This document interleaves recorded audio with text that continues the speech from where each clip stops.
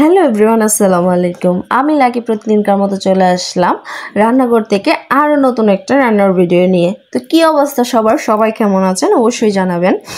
তো আমি আজকে রান্না করব আলু দিয়ে শিং মাছ। অবশ্যই শিং মাছটা আলু দিয়ে রান্না করব, একটু স্পেশালিটি আছে। তো আমি আজকে শাক বাটা দিয়ে আলু দিয়ে শিং মাছের ঝোল রান্না করব। শাক বাটার জন্য নিয়ে নিলাম পরিমাণ মতো চাল, জিরা এবং তেজপাতা। তো আমি একটা কড়াইয়ে তেলটা ভালোভাবে গরম করে নিয়েছি অল্প পরিমাণে। তারপর দিয়ে দিলাম তেজপাতাগুলো কুচি করে, তারপর দিয়ে দিলাম জিরা।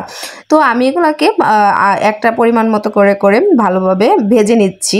তারপর দিয়ে দিলাম চালটাও ভালোভাবে ফুটিয়ে ভেজে নিচ্ছি, দেখতেই পারতেছেন। এখন আমি এই মশলাটা উঠিয়ে নিব। আমার ভাজা প্রায় হয়ে গেছে। এটাই হচ্ছে শাক বাটা, এটাকেই বলে। আগে আমাকে যখন বলা হইতো শাক বাটাটা আসলে কি, তখন আমি বুঝতে পারতাম না, মনে করতাম হয়তো শাক বেটে তারপর দিবে। তো যাই হোক, সেটা পরে বলতেছি। তারপর আমি একই কড়াইয়ে একই তেলে আর একটু তেল দিয়ে দিলাম পেঁয়াজটা ভালোভাবে ভেজে, তারপর কাঁচামরিচ দিয়ে দিলাম আদা বাটা, রসুন বাটা, তারপর দিয়ে দিলাম ধনিয়ার গুঁড়া, হলুদের গুঁড়া, মরিচের গুঁড়া দিয়ে পরিমাণ মতো পানি দিয়ে ভালোভাবে ভেজে নিয়েছি। একেবারেই ভালোভাবে কষিয়ে নিয়েছি মশলাটা। তারপর আবারও একটু সামান্য পরিমাণে পানি দিয়ে দিলাম। তারপর দিয়ে দিলাম শিং মাছগুলা। তো শিং মাছগুলা এখন হালকা পরিমাণে একটু কষিয়ে তারপরও শিং মাছগুলো উঠিয়ে নিব। এই তো দেখতে পারতেছেন অল্প করে পানি দিয়ে দিয়েছিলাম, আর আমার শিং মাছগুলো কষানোর প্রায় হয়ে গেছে। এখন আমি একটা করে উঠিয়ে নিচ্ছি। এই তো শিং মাছ উঠানো হয়ে গেছে। তারপর আমি মশলাটার মধ্যে দিয়ে দিচ্ছি আলুটাও এখন ভালোভাবে কষিয়ে নিব। আর তারপর আলুর সাথে দিয়ে দিলাম টমেটো। তো আলু টমেটো দুইটাই একসাথে কষিয়ে নিব এখন।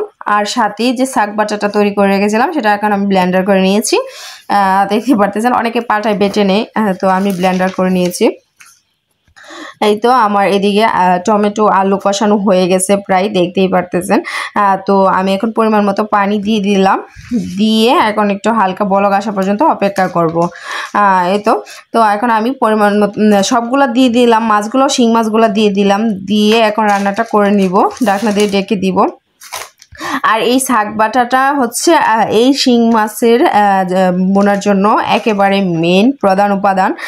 তো এই শাক বাটার গ্রানটা কিন্তু অনেক সুন্দর হয়, আর খেতে এটা দেওয়ার পরে তরকারিটা অনেক ঘন করে ফেলে এবং স্বাদ খুব বাড়িয়ে দেয়। এটা হওয়ার আগে দিতে হয় এই শাক বাটাটা। তো এটা আমাদের এদিকে খাওয়া হয় না, এটা আমি শ্বশুরবাড়িতে এসে খেয়ে শিখেছি। সত্যি কথা যেটা, আমাদের এদিকে এই শাক বাটাটা দেওয়া হয় না। তো যাই হোক, আজকে কেমন হইলো আমার তরকারি অবশ্যই জানাবেন, এবং অবশ্যই বলবেন এই শাক বাটাটা কোন এলাকায় দিয়ে খাওয়া হয়, অবশ্যই জানাবেন। তো আজ এই পর্যন্তই। সবাই ভালো থাকবেন, সুস্থ থাকবেন। ভালো লাগলে অবশ্যই ভিডিওটা শেয়ার করে দিবেন। তো আল্লাহ হাফেজ।